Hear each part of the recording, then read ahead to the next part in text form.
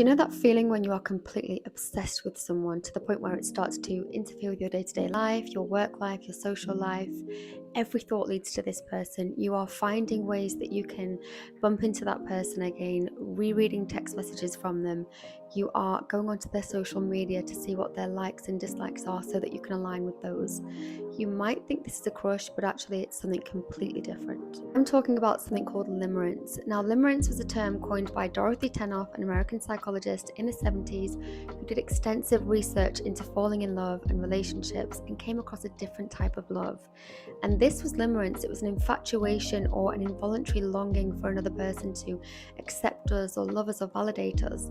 This state of being relies on people who are unattainable, people that will never choose us or be with us, someone who is perhaps already in a relationship or lives in another country, people who are just out of reach, people who have something there that stops us creating a relationship with them. And this is all tied into the attachment theory.